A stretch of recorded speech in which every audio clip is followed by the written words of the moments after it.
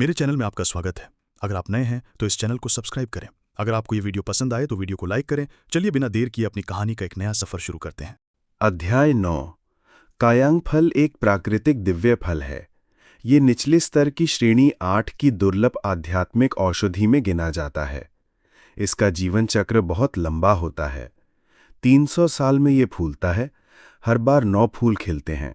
300 साल में फल लगता है। हर बार 6 फल लगते हैं और फिर 300 साल में पकता है, लेकिन अंत में सिर्फ 3 फल पूरी तरह परिपक्व होते हैं। कायांग फल का स्वभाव यांग तत्व का है। इसमें अत्यधिक आध्यात्मिक ऊर्जा होती है और सबसे खास बात यह है कि इसमें नियमों की शक्ति का हल्का सा अंश भी मौजूद होता है। ये शक्ति विशेष रूप से बड़े स्तर की प्रगति के लिए उपयुक्त है। की शोधन काल और शरीर शोधन काल केवल साधना की नींव हैं। असली साधना शरीर शोधन काल के ऊपर वाले स्तर से शुरू होती है। ईशान को ये तो पता नहीं कि शरीर शोधन काल के ऊपर कौन सा स्तर आता है, लेकिन वो जानता था कि 3 साल पहले ईशान परिवार के मुखिया ईशान देवराज शरीर शोधन काल के शिखर पर थे। इसी असाधारण शक्ति की वजह से औषधि और गोलियों के व्यापार से जुड़े ईशान परिवार ची राज्य के 3 बड़े परिवारों में से एक बन गए थे और लियू परिवार से कहीं आगे दूसरे स्थान पर थे। ये केवल मुखिया की अद्वितीय ताकत और परिवार के दानविदों के प्रभाव के कारण संभव हुआ। परिवार में मुखिया के अलावा कई विशेषज्ञ थे जो शरीर शोधन काल के 10वें स्तर पर पहुंच चुके थे। यही कारण था कि ईशान के चाचा राघव उसे यहां लाए थे। वे स्पष्ट रूप से कायांग फल लेने आए थे। कायांग फल की एक विशेषता यह भी है कि इसके छिलके में भी नियमों की शक्ति होती है। जब फल पूरी तरह पक जाता है तो ये शक्ति एक विशेष शर्त बना देती है। इसे किसी भी आध्यात्मिक ऊर्जा से छूना मना है, चाहे वो कितनी भी कमजोर क्यों ना हो। अगर ऐसा किया गया तो फल की आभा बहुत कम समय में समाप्त हो जाएगी। क्यू शोधन या शरीर शोधन काल के योद्धाओं के लिए अपने शरीर की आध्यात्मिक ऊर्जा को पूरी तरह रोकना असंभव है। यहां तक कि शरीर शोधन काल के शिखर पर पहुंचे लोग भी हल्की सी लीक को नहीं रोक सकते। यही कारण है कि कायांग फल तोड़ने के लिए साधना रहित सामान्य व्यक्ति सबसे उपयुक्त है। अब जाकर ईशान को समझ आया कि राघव उसे क्यों लाए थे। गुफा में रहने वाले जानवरों के लिए यह समस्या नहीं होती। जब कायांग फल पकता है तो वे सीधे उसे निगल लेते हैं, जिससे उनका विकास और शक्ति दोनों बढ़ जाते हैं। रोको, पहले वांग परिवार उस जानवर को हटा दे, फिर हम लड़ेंगे, राघव ने कहा। ईशान, जो पहले घबराया हुआ था, तीनों कायांग फल सुरक्षित देखकर थोड़ा निश्चिंत हुआ। वो मन ही मन खुश भी हुआ कि वे थोड़ा देर से आए थे। इस तरह वे बिना ज्यादा लड़ाई के लाभ उठा सकते थे। लाल आंखों वाला रक्त भेड़िया, जो इस समय लड़ाई में उलझा हुआ था, एक अनोखा और खतरनाक जीव था। बाकी भेड़ियों की तरह ये झुंड में नहीं रहता था। इसे जंगल का अकेला राजा कहा जाता था। ये हमेशा अकेला घूमता और अंतहीन जंगल में मशहूर शिकारी के रूप में जाना जाता था। इसके आकार 10 मीटर से ज्यादा लंबा और हवा के तेज गति को देखकर ये शायद उच्च स्तर श्रेणी 9 का जानवर था। तभी तो ये एक साथ 4 शरीर शोधन विशेषज्ञों से लड़ पा रहा था। भले ही ईशान साधक न था, लेकिन लड़ाई के नज़ारे से साफ था कि वांग परिवार के चारों विशेषज्ञ कमजोर पड़ रहे थे। रक्त भेड़िए की अद्भुत सहनशीलता और प्रबल आध्यात्मिक ऊर्जा के कारण समय बीतने के साथ साथ हालात उनके खिलाफ हो रहे थे। अब देर मत करो, वांग परिवार के नेता ने चिल्लाकर कहा और साथ ही एक लाल गोली निकाली। बाकी तीनों ने भी वैसी ही गोली निकाली। टाइगर 1, टाइगर 2, टाइगर 3, तैयार हो जाओ, राघव ने धीरे से कहा। हालांकि अगली लड़ाई में ईशान का कोई हाथ नहीं था, फिर भी वो घबराया हुआ था। उसे पता था कि अगर वांग परिवार हार गया तो कायांग फल तोड़ने का काम उसी पर होगा। भले ही फल सीधे उसके हिस्से में ना आए, लेकिन कायांग फल की पत्तियां भी उसके लिए बहुत मददगार थीं। गोली खाते ही वांग परिवार के चारों विशेषज्ञों की ताकत अचानक बढ़ गई। वे तुरंत बढ़त लेने लगे और रक्त भेड़िए को पीछे धकेल दिया। सिर्फ 30 सेकंड में पहले जो भेड़िया बेहद विंसक था, उसे वांग परिवार के नेता ने सिर में भेद दिया और जमीन पर गिरकर मर गया। चलो, राघव ने इशारा किया। गोली के साइड इफेक्ट के कारण वांग विशेषज्ञों की ताकत बहुत गिर गई। अब उनके पास अपनी असली ताकत का 30% भी नहीं था। ऐसे में ईशान परिवार के चारों योद्धाओं का सामना करना उनके लिए नामुमकिन था। 3-5 मिनट में ही चारों वांग विशेषज्ञ मारे गए। पास खड़े वांग परिवार के सामान्य गार्डों को टाइगर 3 ने आसानी से खत्म कर दिया। गिरे हुए वांग युवक के पास जाकर ईशान ने तुरंत उसकी तलाशी ले ली। उसे 500 सोने के सिक्कों का चांदी का नोट, 10 से ज्यादा निम्न गुणवत्ता वाले लिंग रहित पत्थर और सबसे खुशी की बात, एक निम्न स्तरीय लिंग पत्थर मिला। भले ही वो सिर्फ श्रेणी 10 का निम्न स्तर का पत्थर था, लेकिन यह उसकी हजारों नाड़ियों को ठीक करने के लिए काफी था। 500 सोने के सिक्कों और 17 निम्न गुणवत्ता वाले पत्थरों के साथ यह उसके लिए बड़ी कमाई थी। जल्दी से सब कुछ सुरक्षित रखकर उसने राघव की ओर देखा। ईशान, इधर आओ, राघव ने पुकारा। ईशान बिना झिझके आगे बढ़ा। उसे पता था कि अब कायांग फल तोड़ने का समय आ गया है। ये कायांग फल है जो शरीर शोधन काल के शीर्ष योद्धा को भी अगले स्तर पर पहुंचाने में मदद कर सकता है। इसे बहुत सावधानी से तोड़ना। राघव ने बैग से 3 येट के डिब्बे निकालकर उसे थमा दिए। चिंता मत करो चाचा, मैं अभी ले आता हूं, ईशान ने कहा। येट के डिब्बे लेकर वो कायांग वृक्ष की ओर बढ़ा। चलते चलते उसने चुपके से भी निम्न स्तरीय लिंग पत्थर अपनी दाहिनी हथेली में छिपा लिया। उसे एक और काम करना था, कायांग फल की नकल बनाना बिना किसी को बताए। जानवरों की दुनिया में क्षेत्र का बहुत महत्व होता है। जितना शक्तिशाली जानवर, उतना ही उसका क्षेत्रीय स्वभाव और उतनी ही सख्ती से वो अपने इलाके की रक्षा करता है। इसलिए निम्न स्तर श्रेणी 9 में आने वाली रक्त भेड़ियों भी अपने इलाके के लिए मौजूद कायांग फल को देखकर चंद सेकंड में ही वहां से हट गई थी। अध्याय 10। लाल आंखों वाले रक्त भेड़िए की मौत के बाद ईशान को इस बात की कोई चिंता नहीं थी कि गुफा में और भी कोई राक्षसी जानवर होंगे। वो सीधे कायांग फल के पेड़ की ओर दौड़ा और हाथ बढ़ाकर फल तोड़ने लगा। उसी समय उसके दिमाग में कॉपी प्रोग्राम चालू हो गया। पिछले कुछ दिनों में निरंतर मेरिडियन घास की कॉपी और पेस्ट करते हुए उसने इस आसमान को चुनौती देने वाले प्रोग्राम का एक नियम समझ लिया था।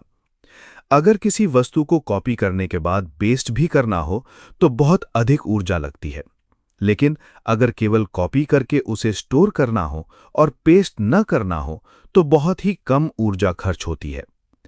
कायांग फल निचले स्तर के 8वीं श्रेणी के अमृत में आता है। अगर इसे पेस्ट करना हो तो बहुत बड़ी मात्रा में आध्यात्मिक पत्थरों की जरूरत होगी। केवल 10वीं श्रेणी के निम्न स्तर वाले पत्थर ही नहीं, बल्कि 7वीं श्रेणी के मध्यम स्तर वाले पत्थर भी लग सकते हैं। लेकिन केवल कॉपी करके अस्थायी रूप से स्टोर करना हो तो एक साधारण निम्न स्तर का पत्थर ही काफी है। आर्यन और बाकी लोगों ने खुलेआम कायांग फल तोड़ने का जोखिम इसलिए उठाया था ताकि ईशान भविष्य के लिए इसे कॉपी कर सके। अब मेरिडियन घास कॉपी पेस्ट करना उसके लिए कोई समस्या नहीं थी। जब उसकी मेरिडियन पूरी तरह ठीक हो जाएगी तब वो अभ्यास शुरू करेगा। उसकी 8वीं श्रेणी की उच्चतम प्रतिभा के साथ शारीरिक प्रशिक्षण काल की चोटी तक पहुंचना कोई कठिन काम नहीं होगा। उस समय कायांग फल की जरूरत होगी ही। कायांग फल न केवल शारीरिक प्रशिक्षण काल से आगे बढ़ने में मदद करता है, बल्कि की रिफाइनिंग पीरियड में भी अद्भुत लाभ देता है। पहले मेरिडियन क्षतिग्रस्त होने के कारण उसका अभ्यास का समय दूसरों से पीछे रह गया था। अगर उसे जल्दी ही दूसरों को पकड़ना और पीछे छोड़ना है तो बाहरी सहारे के बिना यह असंभव था। इसीलिए हर अवसर को पकड़ना जरूरी था। कायांग फल की पुनरुत्पत्ति के लिए पर्याप्त समय देने की उद्देश्य से ईशान ने पहला फल तोड़ते समय जानबूझकर सावधानी का नाटक किया। पहला फल तोड़ने में उसने 20 से अधिक सांसों का समय लिया और फिर उसे जेड बॉक्स में रखने में 10 सांसें और लगीं। परिणाम उसकी उम्मीद के मुताबिक रहा। 10 स्पिरिट स्टोन की ऊर्जा का केवल 5वां हिस्सा खर्च हुआ और कायांग फल पूरी तरह कॉपी हो गया। इस सफलता से उसका दिल खुशी से भर गया। बाकी 2 फलों में उसने देर नहीं की। जल्दी से उन्हें तोड़ा, जेड बॉक्स में रखा और तुरंत आर्यन के पास लौट आया, जो लंबे समय से उसका इंतजार कर रहा था। ईशान से 3 जेड बॉक्स लेते हुए हमेशा शांत दिखने वाले आर्यन खुद को रोक न सके और हंस पड़े। हा हा हा, सचमुच ऊपर वाले की कृपा है। इन 3 कायांग फलों के साथ हमारे आर्य परिवार में 1 महीने के भीतर 3 और टॉप योद्धा की अवस्था में होंगे। उस समय हमारा आर्य परिवार न केवल ल्योलिन परिवार को पीछे छोड़ेगा और की राज्य का पहला परिवार बनेगा, बल्कि शायद शाही परिवार को भी हटाकर पूरे राज्य का असली मालिक बन जाएगा। 8वें बुजुर्ग हुदा ने हंसते हुए आर्यन को याद दिलाया। ओह माफ कीजिए, मैं तो बहक ही गया। हुद्दा की आवाज सुनकर हंसी में डूबे आर्यन ने तुरंत खुद को संभाला। उसने गहरी सांस ली और अपना मन स्थिर किया और तुरंत समझ गया कि जब वांग परिवार के लोग यहां तक पहुंच सकते हैं तो कायांग फल की खबर शायद लीक हो चुकी है। अब उसकी सबसे बड़ी जिम्मेदारी है इन तीनों फलों को सुरक्षित परिवार तक पहुंचाना और बुजुर्गों को सौंपना। हुद्दा, अब मैं हुद्दा और हु-दो के साथ परिवार लौटूंगा। तुम ईशान को लेकर ल्यूलिन नगर की दुकान पर वापस जाओ। आदेश देकर आर्यन ने तीनों जेट बॉक्स संभाले और हुद्दा और हु-दो के साथ गुफा से निकल गया। आर्यन और बाकी लोगों के गुफा से जाते ही हुतृतीय ने तुरंत ईशान को लेकर निकलने की जल्दी नहीं की। वह पहले वांग परिवार के मारे गए 4 विशेषज्ञों के शवों के पास गया और झुककर उनका सामान उठाने लगा। अभी थोड़ी देर पहले इन 4 को मारने के बाद सबका ध्यान केवल कायांग फल पर था, इसलिए किसी ने लूट इकट्ठा करने का सोचा नहीं था। अब समय था तो हुतृतीय ये मौका कैसे छोड़ता। आखिर इन 4 की ताकत उससे कम नहीं थी, बल्कि 2 तो उससे भी ज्यादा ताकतवर थे, तो उनके पास खजाना जरूर होगा। हुतृतीय को लूट इकट्ठा करते देख ईशान के मन में भी ईर्ष्या हुई, लेकिन वो जानता था कि ये चीजें उसके हाथ नहीं लग सकती, इसलिए उसने नजरअंदाज करना बेहतर समझा। उसका ध्यान अब एक और महत्वपूर्ण काम पर था, कायांग फल के पेड़ से पत्तियां तोड़ना। फूल आने और फल बनने के बाद पेड़ की लगभग 90% ऊर्जा फल में चली जाती है, लेकिन थोड़ी ऊर्जा पत्तियों में भी रहती है। एक पत्ती में जितनी ऊर्जा होती है वह एक उच्च गुणवत्ता के स्पिरिट स्टोन के बराबर होती है। कायांग फल के प्रभाव से पत्तियों में आध्यात्मिक ऊर्जा के साथ साथ हल्का सा नियम बल भी होता है। यह बल शरीर शोधन काल के उन्नत योद्धाओं पर कोई असर नहीं डालता, लेकिन की रिफाइनिंग पीरियड के योद्धाओं के लिए, खासकर निचले स्तर पर, इसका लाभ अकल्पनीय होता है। पेड़ की ऊंचाई बस 1 मीटर से थोड़ी सी ज्यादा थी। तना और शाखाओं को छोड़कर पत्तियां ज्यादा नहीं थीं। गिनने पर ये ऊर्जा वाली पत्तियां केवल 10 से 15 ही निकली। संख्या कम होने के बावजूद ईशान संतुष्ट था, क्योंकि वह इन्हें कॉपी करके और बना सकता था। जैसे ही उसने पत्तियां इकट्ठा कर लीं, हुतृतीय ने भी लूट पूरी कर ली। चलो, हुतृतीय ने ठंडे स्वर में कहा। ईशान को उसकी ये ठंडी आवाज बुरी नहीं लगी। वह जानता था कि हुतृतीय एक अभ्यास पागल इंसान है। ऐसे लोग केवल उनसे मजबूत लोगों का सम्मान करते हैं और कमजोरों के प्रति घमंडी या उदासीन रहते हैं। ईशान, जो अभी तक अभ्यास नहीं कर सकता, उनकी नजरों में तो एक आम कमजोर इंसान ही था। दोनों ने तेजी से कदम बढ़ाए और एक लंबी अंधेरी सुरंग से गुफा के बाहर निकल आए। अंदर की घुटन भरी हवा के बाद बाहर की ताजी हवा में सांस लेते ही ईशान को सुकून मिला। हुतृतीय आर्यन जैसा नहीं था। वह रास्ता दिखाता जा रहा था, लेकिन ईशान का खास ध्यान नहीं कर रहा था। ईशान ने भले ही अपनी 1/3 मेरिडियन ठीक कर ली थी, लेकिन वह अब भी साधारण इंसान था। कुछ ही मील चलने के बाद वह थककर हाँफने लगा। मैं तुम्हें उठा लेता हूं। आसमान ढलते देख और ईशान की गति धीमी होते देख हुतृतीय ने थोड़े चिढ़े स्वर में कहा। बिना उसकी राय पूछे उसने सीधे ईशान को उठा लिया और तेजी से 10वीं श्रेणी के विदेशी जानवरों के क्षेत्र से बाहर निकल गया। ईशान के दिल में एक बात गूंज रही थी, मुझे अपनी मेरिडियन जल्दी से ठीक करनी होगी, ताकत बढ़ानी होगी, ताकि फिर कभी किसी के तिरस्कार का सामना न करना पड़े और मुझे भी सम्मान मिले। कुछ ही समय में हुतृतीय उसे 9वीं श्रेणी के विदेशी जानवरों के क्षेत्र से बाहर ले आया। Thank you for watching this video. Please like, comment, and subscribe for more videos.